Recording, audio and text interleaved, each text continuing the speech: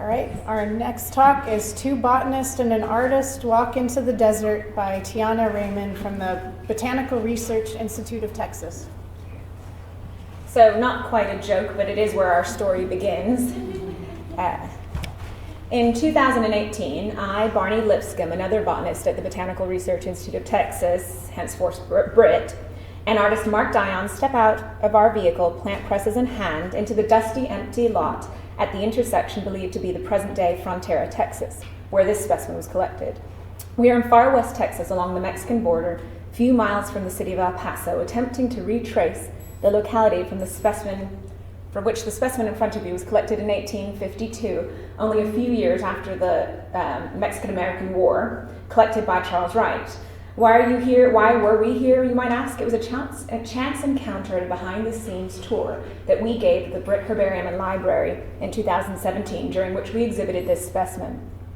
At this time, we met Maggie Adler, curator at the Amen Carter Museum of American Art, who had just been given the go-ahead to commission an exhibit with Mark Dion, contemporary artist, and in Maggie's words, part explorer, part historian, part naturalist, and part collector of curiosities. You might recognize Mark Dion's names from Seattle's living exhibit, the Newcomb Vivarium, or perhaps Philadelphia's multimedia exhibit, The Travels of William Bartram Reconsidered.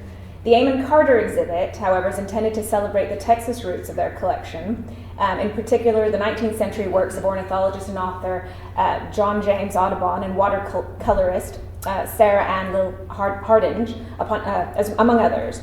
Upon learning that Charles Wright was a contemporary of these artist explorers she intended to showcase, she began discussions with us about possibly including his journeys between 1849 and 1852 in a modern-day expedition to collect plants with the artist Mark Dion. For those of you that may not be familiar with Charles Wright, he's arguably the most commemorated name in Texas botany, with at least 44 Texas plants named for him.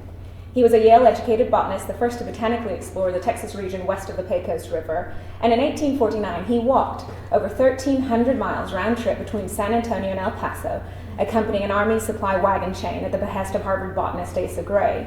Then in 1851 through 1852 he participated as a surveyor and an official botanist on the USA-Mexico Boundary Survey. His botanical explorations were published in Plante Tiana and the Botany of the Boundary Survey, both volumes existing in the Carter Museum. Asa Gray received Wright's specimens and separated them into sets for distribution, and you'll see the documentation of its movement in the labels and handwritten annotations that exist on this specimen.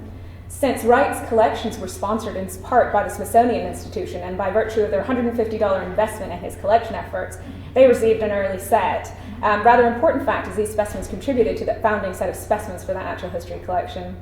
The remainder of the sets not kept at Harvard were distributed by Gray to other botanists and subscribers, nationally and internationally, and that's how we believe this specimen came to us at Britt.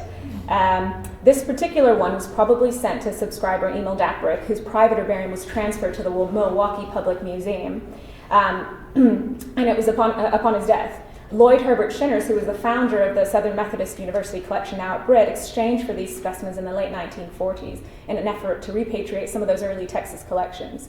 This specimen today represents an opportunity for a collaboration between an art institute and a botanical research institute.